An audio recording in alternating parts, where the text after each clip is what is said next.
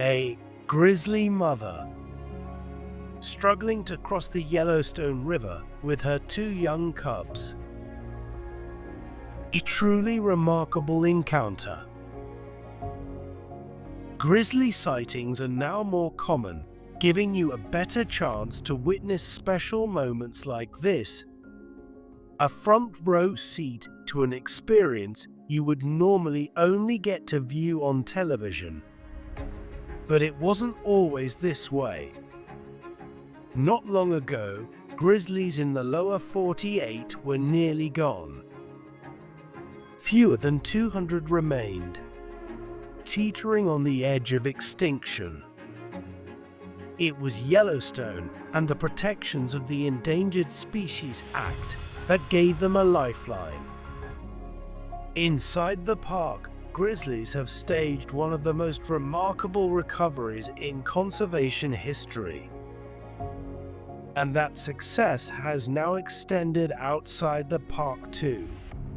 A lot of successful management, I think, is what's happened over the last several decades in being able to evolve on the ground conservation management as the bears have adapted and increased. And again, I like that you use the term success because I still view, or always will view, grizzly bear conservation as one of our great success stories in the world of wildlife conservation management. It is now estimated that in 2025, there are over 1,000 grizzlies in the greater Yellowstone ecosystem and over 2,000 in the lower 48 states.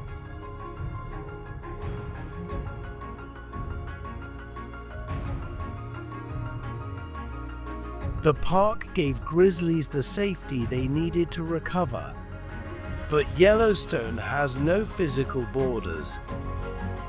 Step beyond its edges, and the risks for grizzlies rise dramatically. The park is one of the safest places to be if you're a bear. And as you move further out onto the national forest lands, which surround the park, you get multiple uses of human activity. So you get outfitters and outfitter camps. You get a lot more recreation. You get campsites, campgrounds that are not as effectively managed as they are inside the park. And today, the stakes are as high as they have ever been. Now, with grizzlies at their highest numbers in decades, the states are pushing to remove the protections provided by the Endangered Species Act. If delisting goes forward, grizzlies will face a new threat: hunting. For bears who have fought their way back from the brink, the stakes could not be higher. In this episode, we explore what happens when Yellowstone's protection ends, and the debate over whether recovery means grizzlies are ready to be hunted. Season 1, The Illusion of Protection, follows Yellowstone's grizzlies as they step beyond the park's invisible boundaries and forces us to confront the ones we've built in our minds. Just like in the movie The Matrix, you have the choice to take the blue pill or the red pill. Take the blue pill and believe that grizzlies are fully recovered and the story ends with a comeback. Take the red pill and see that the comeback was just the beginning. Welcome to The Choice. But the conversation doesn't end here. The story is still being written, and we want you to be a part of it. Scan the code to sign up for the Wildline Dispatch and be the first to know when our community launches. Join us on our mission to redefine what it means to coexist.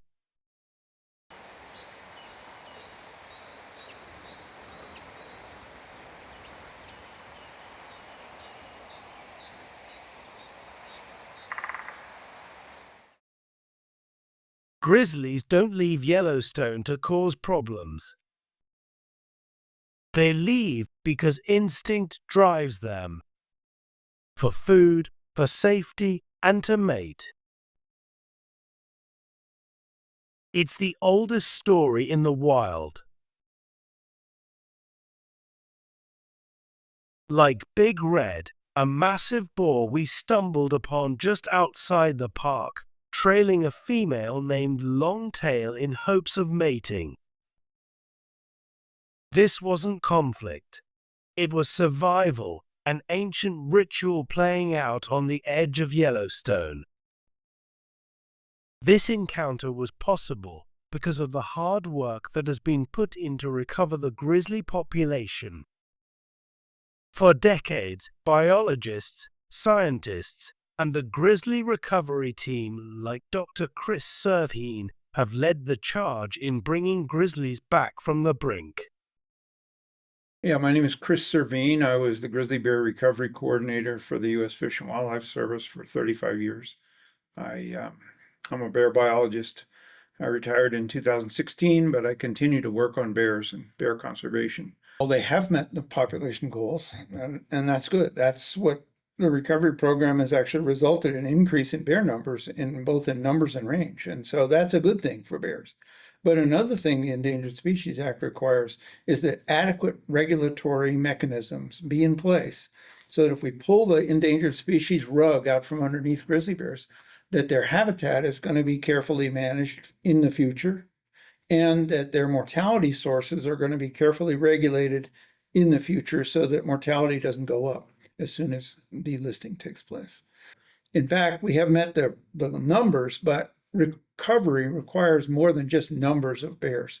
It requires more than that, and that's what the Endangered Species Act, that comes out of the Endangered Species Act. Adequate regulatory mechanisms is written right into the Endangered Species Act. By those measures, recovery is still fragile. And yet, the debate is shifting.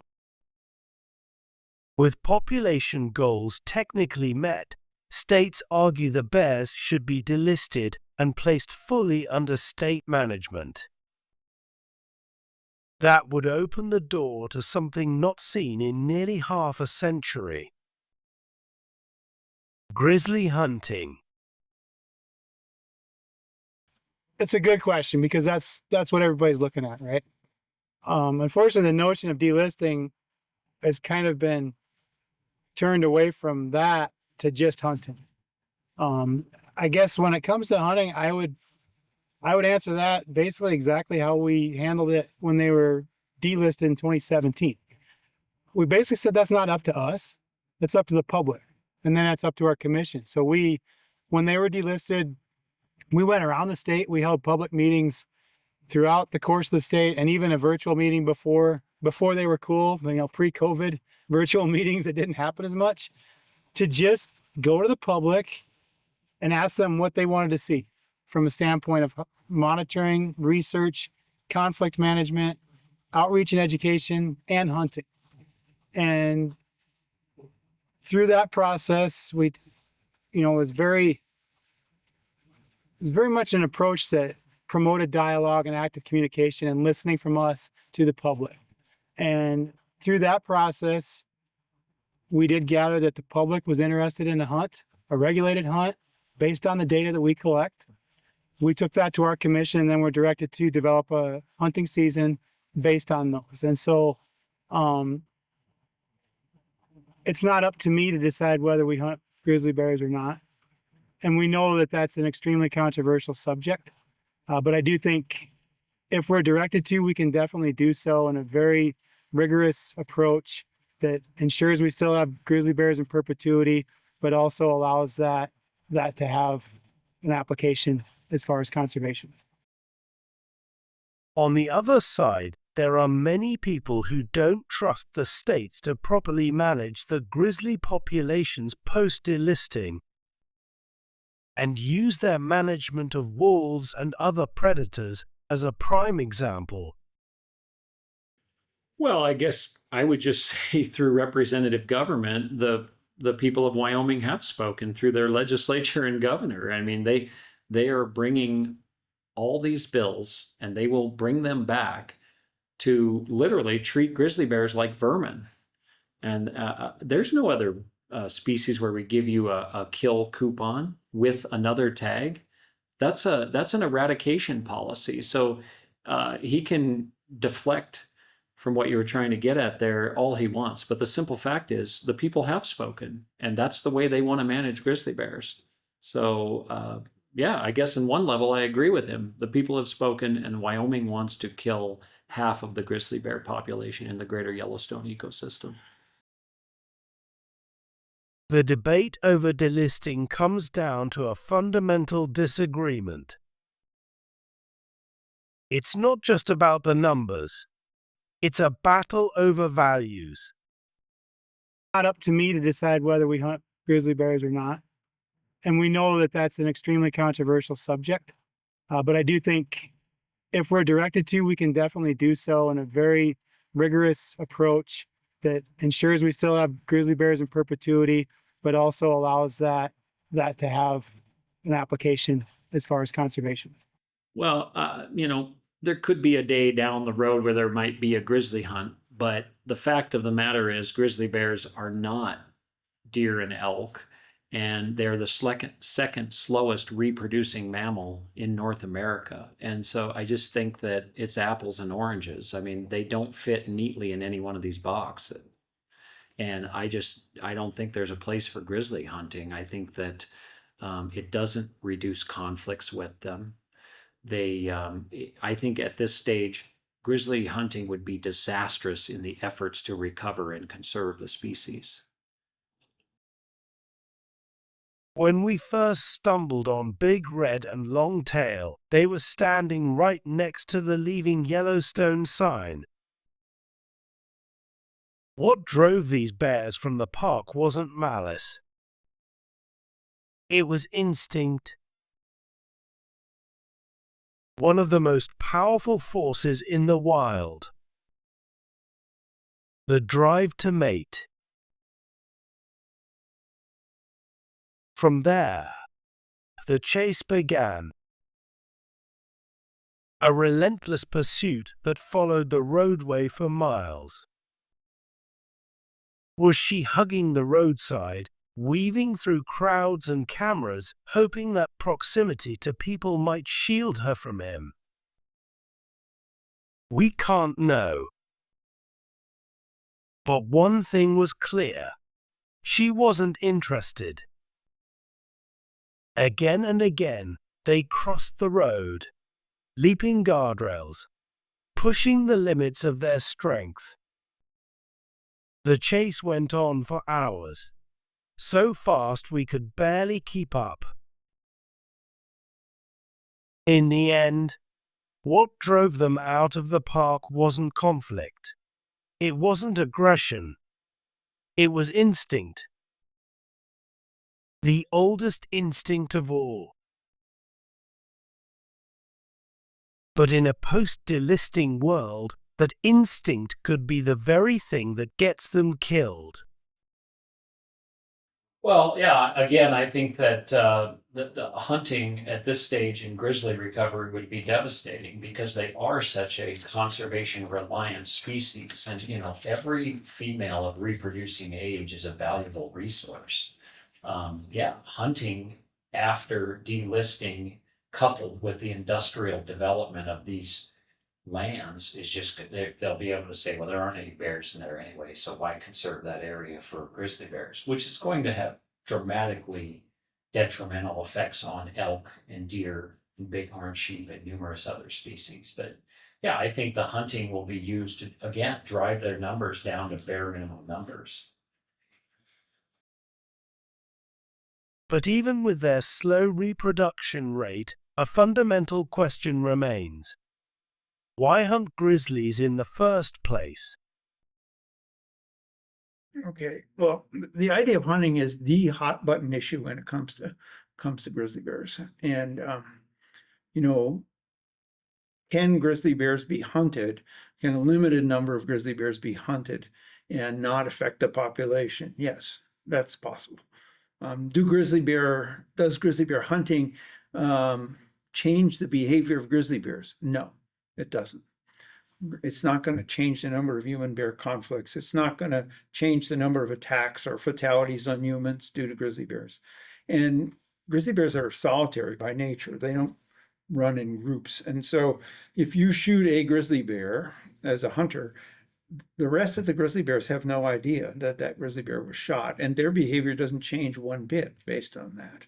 The only way that you could change the behavior of grizzly bears by shooting one grizzly bear is to shoot bears in a family group, which is a female with cubs. And that's illegal. No one hunts females with cubs because that's a group that's together, and if one is shot, then the others are going to know it. But since that's not going to take place, there's no effect on the behavior of bears from hunting. Is it necessary to hunt grizzly bears in order to manage grizzly bears? No, it's not. In fact, we manage grizzly bears very well without hunting. British Columbia has 14,000 grizzly bears. They haven't hunted grizzly bears in British Columbia since 2017 because the majority of the public doesn't believe in it. They don't support it. There's plenty of grizzly bears in British Columbia. They're not managed with a hunting. They're managed with other means as needed. Will hunting increase the tolerance of people that are in the backcountry, maybe potential grizzly bear hunters, if there's an allowance for a hunt? In other words, if you're a hunter and maybe you want to hunt grizzly bears, would you be more likely to be tolerant of grizzly bears in the backcountry? Maybe, maybe not. I mean, that kind of work has been pursued with wolves, where they tried to figure out if, in fact, wolf hunting or trapping would increase the support for wolves on the landscape. And the answer was no. Both before and after the surveys, there wasn't a change in what people thought of having wolves on the landscape, whether they were hunted or not. So I don't think that hunting is going to change the attitudes of the hunting public. And I don't think hunting is going to change the behavior of grizzly bears. And hunting is not necessary to manage grizzly bears. Now, can you hunt a few grizzly bears with a limited hunt? Yes, you can do that and still have grizzly bears on the landscape. It would have to be very limited and very carefully managed. The instinct that led him outside the boundary ultimately brought him back. A few days later, his efforts were finally rewarded in the safety of the park. What we saw as a risk to the population was simply an instinct of the wild. Back inside the park, that primal need would ensure the future of the species. But what we just witnessed is a rare and precious event. Despite their strength, grizzlies have one of the slowest reproductive rates of any terrestrial mammal in North America. A mother won't reach sexual maturity until she is 5 or 6 years old, and she will raise her cubs for 2 or even 3 years before she is able to mate again. This means that, on average, a single female may only produce 1 or 2 litters in her entire lifetime. A simple fact that makes every loss an existential threat to the population as a whole. If this event had happened post-delisting, it might have never happened at all. Well, I guess what I would say is that any form of hunting would not be done to negatively impact grizzly bears. It would be multiple reasons we would employ the use of hunting, but we've already got multiple checks and balances in place should hunting to occur that would not even allow us to negatively impact grizzly bears. We've agreed to managing for the population within or above a range of 800 to 950 bears. We're well above that now. Again, there's just a lot of checks and balances and trigger points in place to ensure, I call it the antitrust criteria.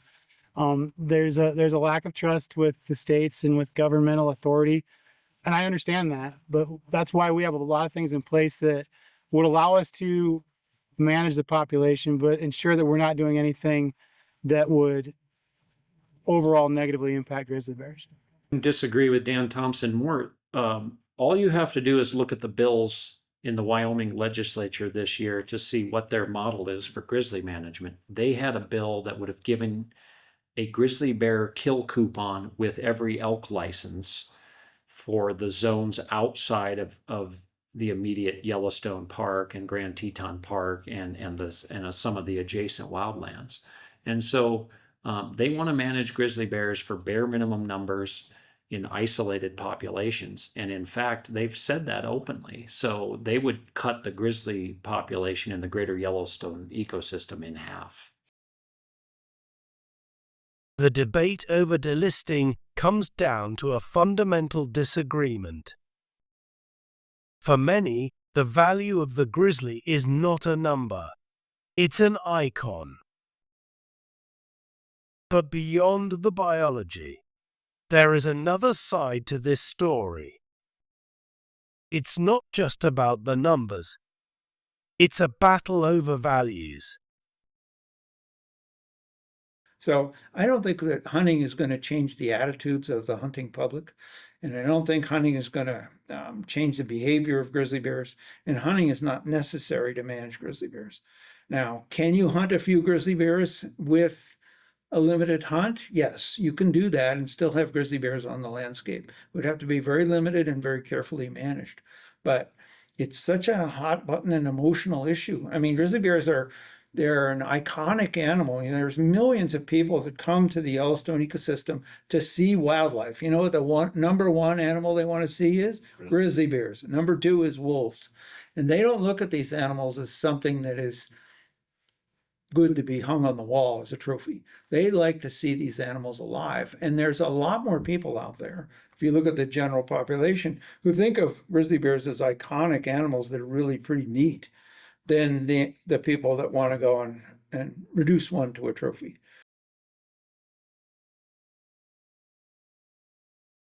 The hard truth is, there's no ecological justification. Hunting grizzlies won't make us safer, and it won't ease conflicts. The only outcome is fewer bears. And for a species that reproduces slower than almost any other mammal in North America, fewer bears means an uncertain future. Grizzlies are icons of the wild. They didn't claw their way back from the brink of extinction just to become trophies on a wall. They are a living reminder of what's still untamed, and what we stand to lose. And that's the choice in front of us. Do we celebrate recovery as a conservation success story? Or do we open a season on one of the most iconic animals in North America?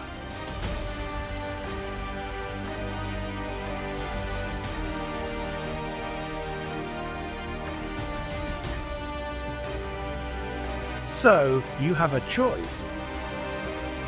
Take the blue pill and believe that grizzlies have met the numbers and that hunting is the next step in managing success. Take the red pill and believe that grizzlies don't need hunters to manage them. They need space, time, and our restraint.